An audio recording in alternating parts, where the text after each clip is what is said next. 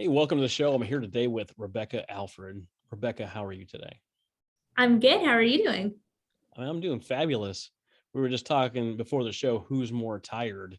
And go ahead, if you're watching this thing, go ahead and leave comments below. Who do you think's more tired? I'm pretty sure I'm going to win because no one's going to tell you that you look tired. But we're going to get into a few different things today. We're going to talk about the 4 different fundraising types and some of the industry trends. Now, you work for Trellis, is that correct? I do. Yeah. Tell us a little bit about Trellis and how you got involved with them. Yeah, definitely. So Trellis is an all-in-one fundraising platform. We help charities and nonprofits and all sorts of organizations with everything from ticketing, donations, silent and live auctions, raffles or 50/50s, and even live streaming events. But yeah, we're here to just support charities as they look for new ways to move fundraising online. I started with Trellis, I guess, 2 years ago now, in kind of a completely different role. Started working in or focused more on marketing, and now over the last few months, kind of transitioned more from more sales, and then also into supporting our clients as they do their second and third fundraisers. But then also just sharing a little bit more around some of the trends we're seeing and sharing some of the insights that we're learning as we keep working with more and more organizations across North America here.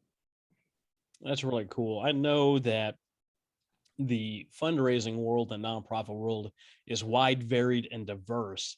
And there's so many different ways to raise money. We're going to jump right into the 4 different types of fundraising that you deal with the most.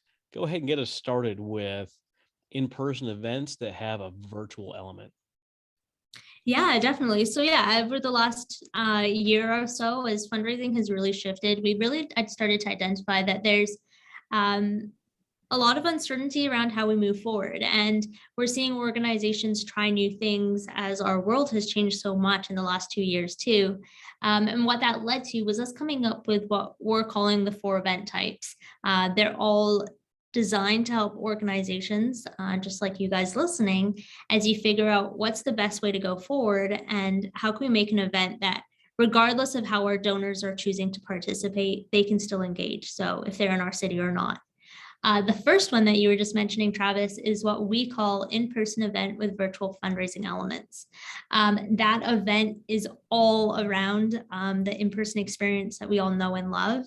I know that everybody listening has been to or held or is planning to hold some sort of in-person event.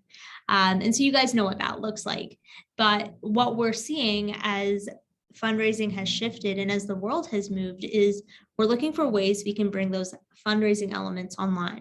So maybe leading up to the event, we have tickets online that people can go on and they can go buy. Maybe they can make a donation at the same time or check out an online silent auction where they can start bidding on items before the event even begins. Then on the day, just like before, they show up in person and are ready to enjoy and celebrate with you guys.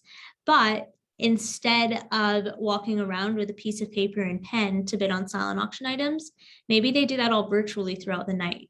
Or maybe we have a QR code people can scan to buy a 50/50 or a raffle ticket. What we're seeing is that organizations that are moving their fundraising online, they're able to surpass their fundraising goals. They're able to engage donors that maybe don't live in their city or can't attend their in-person event in person. They can still participate.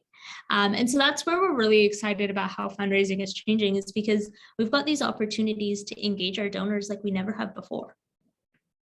Yeah, it's cool. I like that, especially, we've seen this over the last year with COVID that people are still trying to gather, albeit online, and they're able to do things. Before you take your city wherever you're located, whether it's Kelowna, British Columbia, or in Oklahoma City, and you draw like a 30-mile circle, and that's it. That's all the people you have access to. With everything being online, you have access to virtually anywhere. If you can plug into the internet, you can be part of these events.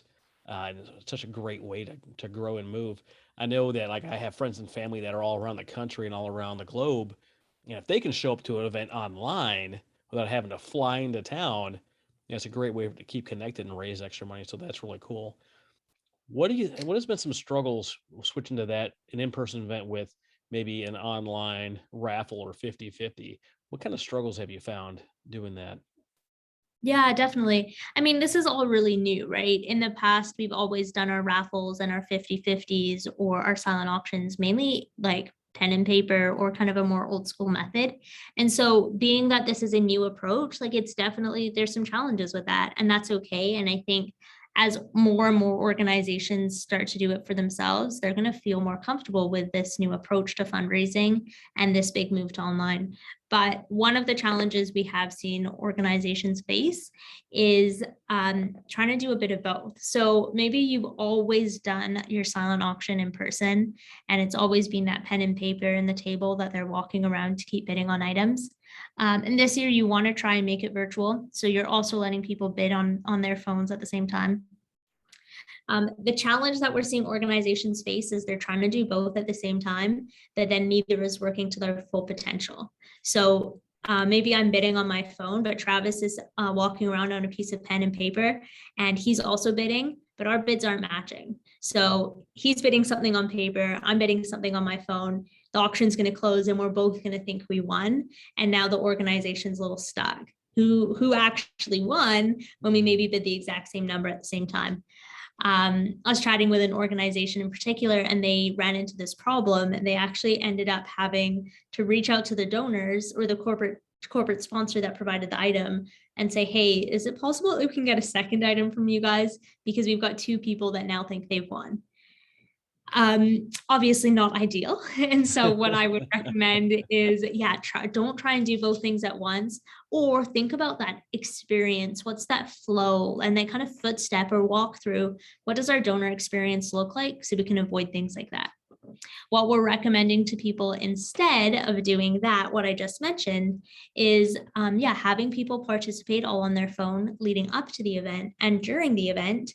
But instead of having a pen and paper on the items, have a QR code, but have a volunteer there who could help your donors in the room set it up on their phone and keep the bidding going on their phone. Makes it just way more seamless for everybody, and kind of make sure everybody's on the same playing field and knows exactly what's actually happening with bids the whole time. Yeah, friction in the donation process doesn't equal repeat customers or repeat donors. If there's something that causes friction, road bumps, or problems, you tend to lose those people without a solid explanation and a huge apology. But better to not have the friction in the first place, I suppose. So tell us about this next fundraising type, an in-person event with a live stream audience, and how do you keep both audiences engaged at the same time? Yeah, good question. This event is really looking more kind of at that hybrid model. So similar to the one I just described of in-person with virtual elements, this event, again, you're still going to have that in-person component. But we're also going to add a camera at the back of the room where we can live stream in an additional audience. So Travis, you were mentioning before that before we just looked at the map, we gave it a 30-mile radius around and said that's who's attending. With this live stream audience event, we actually can throw the map away, because we can now open the doors to our event virtually to literally anywhere around the globe. This time leading up to the event, I'm going to come on, I'm going to buy my tickets. Maybe I see a ticket for a virtual a ticket as well as an in-person ticket. From there, I choose how I want to participate or how I'm going to participate on the day. Maybe I'm participating in my silent auction, buying raffle tickets, or making donations leading up to it as well. On the day of the event, then, if I bought an in-person ticket, I come in person just like before and get to experience that. Or if I bought a virtual ticket, I'm going to tune in and I get to watch the live stream of the event happening. Again, it could be as simple as just one camera at the back of your event room that's just streaming out, so we can see what's happening on stage the whole time. Main benefit of this is really going to be your increased geographical reach. You can reach just way more people than you have in the past. And this might also be like a great way to expand or increase the amount you're able to raise too. When you've got some virtual attendees that are participating, they can still be bidding in your silent auction. They can still be donating. And in the past, you wouldn't have had access to those funds or to those individuals to create those funds as well. So we're seeing organizations that try this, they're actually raising more than they have in the past. That's cool. Do you guys have like an online producer or moderator on the online side that keeps like the online audience engaged, or do you have some kind of go between? Like, how do you really engage both audiences? I've talked to a few other people and they've had problems keeping both engaged at the same time, or engaging one and not the other, like for the whole event. Because they've had live stream performances, but then people are online and are watching, they're cooking, but no one's asking them questions. No one's keeping them engaged. No one's giving them a hashtag to use. No one's taking the hashtag and putting it up in the live event to see, how the two audiences can interact together. What do you recommend for that? Yeah, definitely. Good question. And for sure, it's all about making sure that both your audiences are engaged the whole time. So, one of the things we always recommend is have a host for your live chat. So, all of your virtual attendees, encourage them to participate in a chat as the event's happening. That way, you can keep more eyes on, who's there and what they're doing. You can ask questions, like you mentioned, Travis, or kind of prompt more discussion through that chat method. The other thing that you'll want to consider is what elements have you designed specifically to your virtual audience? You're right, there's going to be different points where we're going to engage the virtual or in-person audiences worse or better as the event's happening. And it's really easy to engage our in-person attendees because they're just right in front of us. It's just easy, right? And it's familiar. So what I would encourage you to think about is what are some elements or what are some moments we can make all about your virtual attendees instead? Maybe you've got a virtual bartender that's going to teach your attendees how to mix their drinks from home. Or maybe you've got a sponsor that's doing a big announcement, which actually only applies to your virtual attendees, but you're going to play it for your in-person attendees as well, just so one, they can remember who else is in the room, and two, we can put a highlight on our virtual attendees that are also participating and joining in.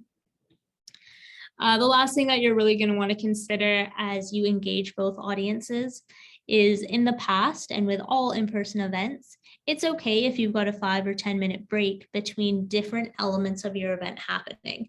It's fine because people are sitting with other people at a table, or they can walk around or grab a drink or whatever. You can still keep them engaged. When you're talking about a virtual event, we don't have that luxury.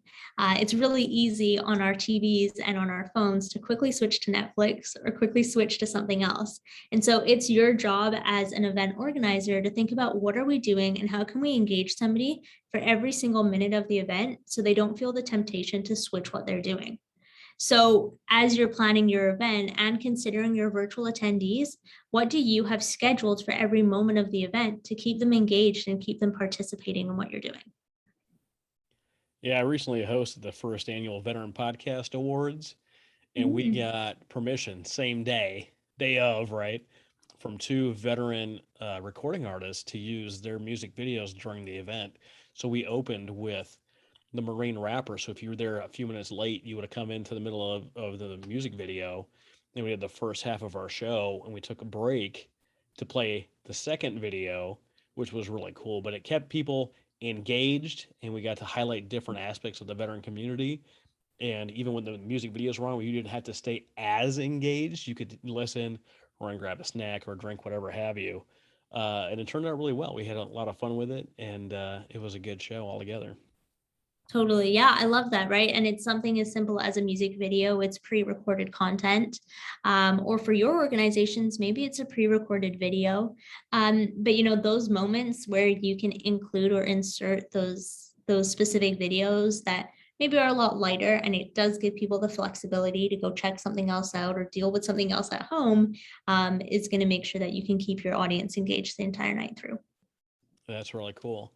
Our third event type is a virtual event with an in-person VIP experience. Am I right in saying that the bulk of it is going to be virtual, but there's some things for some special folks in person? Is that right? Totally. Yeah. What I love about this event is it's really two curated experiences, right? You're thinking about it like a virtual event where, like we just talked about, you've got something scheduled for every minute of the evening or the day, whatever your event looks like. But you probably also have a VIP in-person audience too that's now getting the red carpet treatment as they arrive. There's probably a ticket that they're just choosing, which is that VIP priced ticket for them to come in person.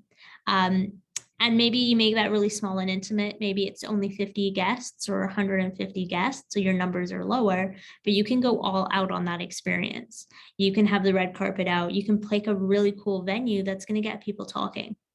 At home, your virtual audience is going to get an equally amazing experience, but it's more catered to what they're experiencing as a virtual attendee.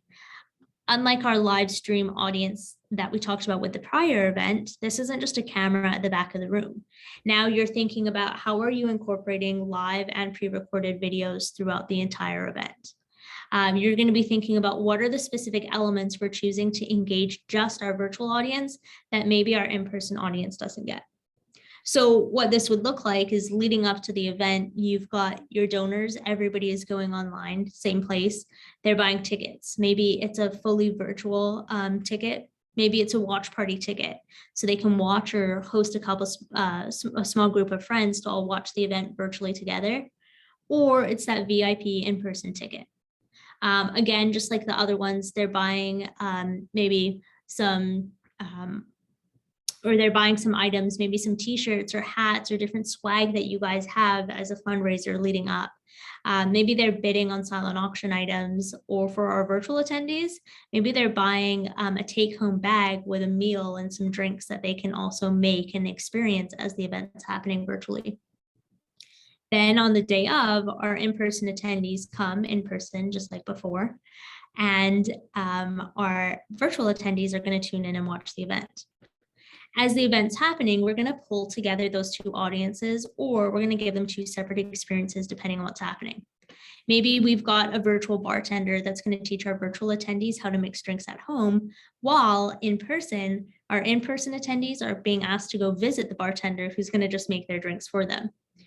Or maybe we've got a speaker for our event, and we're going to have a high quality pre-recorded video that we're showing our virtual attendees, while in person, they're seeing the exact same talk and exact same speaker, but it's just happening live in front of them. You're going to use the different tools you have to engage both audiences, but then you're also going to bring them together. So when you're announcing your live auction or opening up the live auction for bidding or announcing a fund in need, you're going to bring those two audiences together where they can all bid on a mobile device or on their computers at the same time. So we can keep bidding alive for both groups, or we can keep the fund in need going for both groups simultaneously. See, I love that. I love the evolution of what this has become, because we went, February last year, well, actually, maybe 2 years ago when this thing is released, to, hey, we're going to do this, we're going to do that, everything's going to be in person, to say you can't do anything in person anymore. How are we going to do it differently and still make that impact and connect with our audience? And the final element of this is a fully, purely virtual event. Everything is online. How is this experience different? And how do you really make sure that you have something planned for every single minute? Yeah, definitely. This event, yeah, it's maybe you discovered that your organization actually thrives with virtual events and it works really well for you and your donors. And you're like, hey, you know what? I'm never going back to doing any in-person component. That's awesome. I love that. And I love the the desire to kind of keep finding what works for your organization. So it's a way to go on that front if that's you. But this event, again, it's going to be really similar to maybe what we've seen in the past few years here. But it's also going to be new and improved. So you're not going to make this a boring Zoom call where we've got our attendees all tuning in and kind of watching us kind of fumble through it. This is going to be a really curated, a high quality experience for them.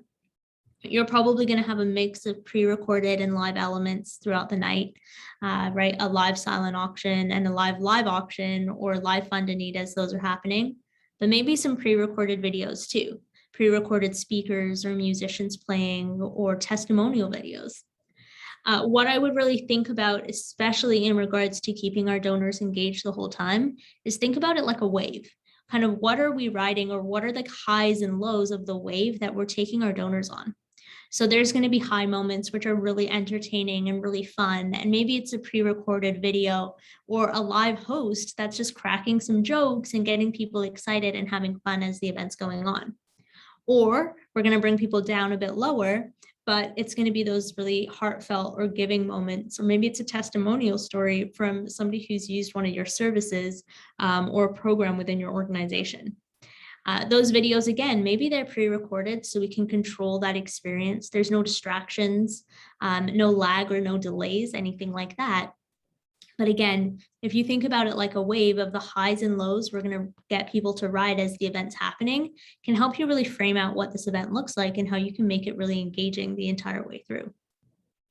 I love that. You said you've been with Trellis for about 2 years.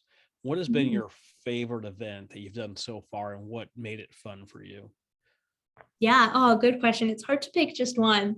On the event front, we've seen some really well done virtual events or hybrid events. We had one where they had one of their sponsors. It was a hybrid event. And so one of the sponsors, you could see them walk out from the in-person kind of VIP. They were doing kind of like that VIP style. You could see them walk out from the building, get in a car. They've got a camera crew following them, get in the car, and they've got this gift basket and they're just driving around. And they drive up to somebody's door, walk up the doorsteps and knock on the door. And it was actually a virtual attendee's home that they had dropped off at or stopped at. And they just surprised them with a gift basket. And it was a really cool moment where it was all about that virtual attendee and all about our virtual audience, but everybody was watching it in person and virtual. Our virtual attendees, they're all sitting there wondering, like, are they going to show up at my door? Do I want them to show up my door? I want them in the basket. And that moment of panic, but our in-person attendees are just laughing along as we're seeing this sponsor who's walking up and they're like super entertaining and kind of bringing a lot of energy too. So that was super cool. But we've seen all sorts of things, not on the event front, but just as a fundraiser. We saw an organization, this was actually right when COVID had just begun. They weren't really sure if they were going to be able to keep their doors open much longer. And I was chatting with their executive director, and she was saying that, she probably has to let go of some of her staff pretty soon. But they partnered with a local celebrity, Jillian Harris. She was also on Bachelor, Bachelorette, and kind of well known and has a really good following. They partnered with her and they decided to put on a flash raffle. So the idea was Jillian Harris helped them secure about 200 amazing raffle items, everything from jewelry and some fashion stuff to home decor. And they put on their raffle. It was $5 or $10 tickets. People had the chance for just 24 hours to go in and buy raffle tickets for as many items as they wanted. In less than 24 hours, they raised $220,000 selling these $5 and $10 tickets. It was absolutely incredible. And for that organization, Mamas for Mamas, they were able to keep their doors open, service even more people during a time when that felt very impossible for their organization. And that was all in one day. I love those stories. When we're doing fundraising, we're interacting with, our communities, especially as nonprofits. We kind of forget that even though we have a mission, we're doing things, that everyone's tuned into the same radio station. They all want to hear what's on WII-FM, what's in it for me. And we need to make sure that we are engaging people based on their needs and their desires, not just what we want. So it's really good use of that example to get people to doing something that not only benefits you, but benefits them too. And is very interesting. I love that. Where do you see fundraising headed in the future? Yeah, good question. I mean, I think the impact of things like a global pandemic mean that we do have to change how we approach all sorts of things, right? How we approach fundraising has changed. How we used to do events in the past has completely shifted to what that looks like now. But I think moments like that also just show how well we can adapt and how much we can grow as individuals as well as organizations as we think about how we can keep going forward. And so I think that, this combination of in-person and virtual kind of simultaneously, that hybrid model is where we're going to see organizations are going to keep going. We actually did a survey and chatted with hundreds of donors, industry experts, and also charities, and just asked them, like, what do you see and where do you see this app going? And 93% of them agreed that virtual fundraising components is the way forward. Moving things like your virtual fundraising elements online, your tickets, your donations, silent auctions, raffles, is going to be how we continue going forward. If last minute your event completely changes for whatever reason, you can't meet in person like you did before or like you were planning for, you can easily switch everything online because you're already halfway there. So that's where I see us continue to go. Lots of different ways that can evolve for sure, but moving to more virtual fundraising is definitely, I think, the way forward. Oh, I tend to agree. All the conversations I've had reflect that very sentiment. Tell me about a fundraiser that was just a failure or a disaster or a complete bomb. What happened that made it a failure? Yeah, I think with every fundraiser that I've seen, not to sound like a total optimist, but I think there's definitely everyone has their moments of really good, even when it does feel like a failure. And I think the way we approach it and think about it is really like, well, what did we learn from it? And I think that also is sometimes failure looks like just a lot of learning. And I think that's also a really good thing. But one of the things that we have seen and we've noticed doesn't really work too well in most cases is trying to do a virtual event, but maybe not doing a ticket or having it just as a free access that people can join. So what I mean by that is we've seen some organizations who have done a virtual event and said, there's no tickets, just show up at this time, we'll be there and we'll see you then. But because there's no accountability, not even the option to buy a free ticket to attend at that time, people often forget. And so for this particular organization, they had a live auction happening, but they only had about 10 people show up. Again, they didn't have any tickets or they didn't have any accountability to say who was even going to be there. So as you can imagine, doing a live auction with 10 individuals is quite challenging, just in the sense that maybe not everybody wants to bid on it or not everybody's interested in that particular item. So it felt a bit like pulling teeth at points, but I think there were some really good learnings for them. And we've been able to take that as we've supported other organizations and shared that learning so that they don't make a similar mistake. Oh, I love that.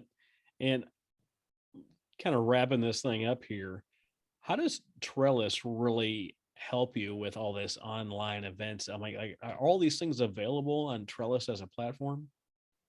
They are, yeah. So our platform is designed to be kind of your go-to wow, I can't even say that phrase right now. One-stop shop. There we go. For all of your fundraising virtually. Your tickets, donations, silent and live auctions, raffles, 50/50s. And then we also do live streaming too. And so you can jump on our platform, you can set up your fundraising pages, add the different fundraising elements or components you want to include, and use that to promote your event. And then on the day of, again, like I said, supporting your live stream if you're going for a virtual or a hybrid model. We'll help you collect all the funds, make sure that that's all sorted. And also the other big thing that we focus on is your donor experience. We want your donors to have a really seamless experience. They feel confident to keep giving to you as well and giving to your organization. And so that's all taken into consideration as you build out your page and as you build out your fundraising pages through our system. That's really cool. Now, is Trellis like a free to use and you guys take like a percentage? Does it cost to use Trellis? How do people get involved in this? Yeah, definitely. So we have a couple different pricing plans. We do have one which we call always free, where it is always free. So there's no monthly costs or annual subscriptions. What we do is just a transaction-based fee. And then we do also have some paid pricing, paid pricing plans where you can jump on and for an annual fee, you can make use of our platform and you just get some additional support, some additional features that again are only offered on some of our paid plans, but a couple different options there based on what you're looking for and the kind of support or features you need to run your events. Perfect. And where can people find Trellis and how can people get a hold of you? Yeah, definitely. So you can find Trellis at trellis.org. Just give it a quick Google search and you should see us come up. And then if you want to connect with me just around any of these 4 fundraising event types, or if you think that Trellis might be able to support you with some fundraising that you've got coming up, I would love to connect with you. You can reach me at rebecca@trellis.org. And I think Travis is going to put that in the show notes, so you know how to find me as well. Absolutely. And Trellis is TRELLIS.org for most of those things. Rebecca, thanks for being my guest today. Yeah, my pleasure. So good being here, and so excited to hear how we can help some more charities increase their fundraising and grow some impact.